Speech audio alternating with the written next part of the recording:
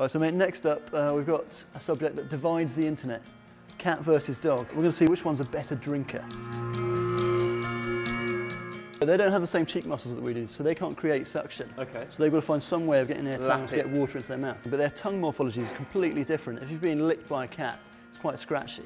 And they've got these things called papillae, which are made out of keratin on their tongue, pointing up like little spikes. Okay.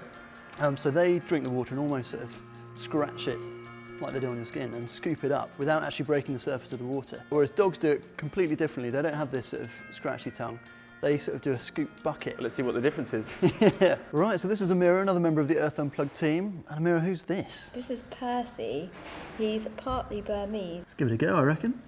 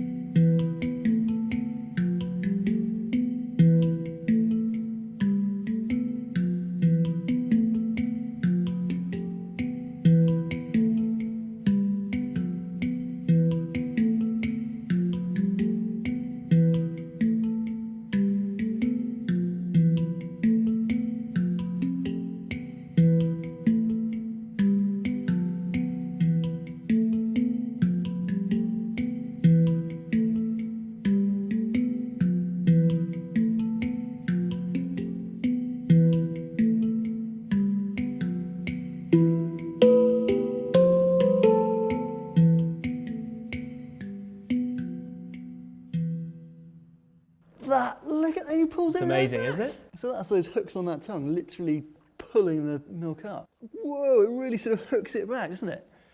That's extraordinary. I mean, I knew how it worked in theory, but I've never actually seen it like that. Nowhere near as good as that.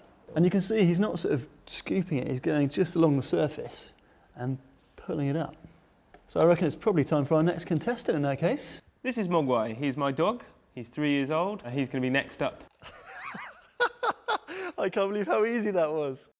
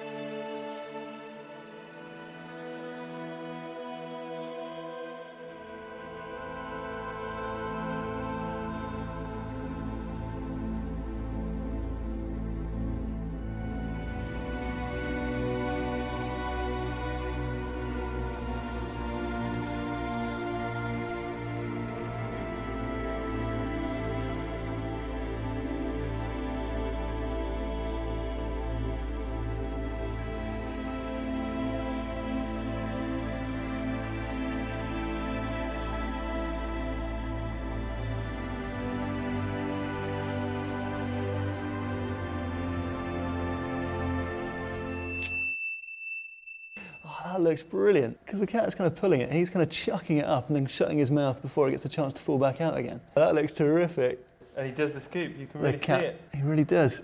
And you can see it just helps him keep his whiskers out of the water, because he's using those to sort of sense the world around him. If he's got a long, lappy tongue, then it doesn't really matter if his whiskers are above the surface.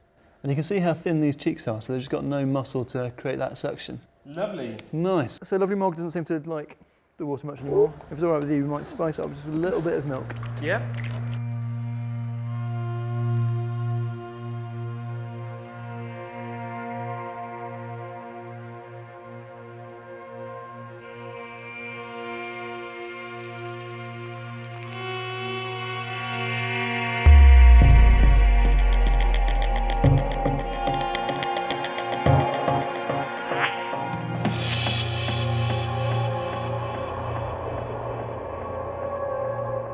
Oh, in the nice air. scoop. Yeah, really nice scoop.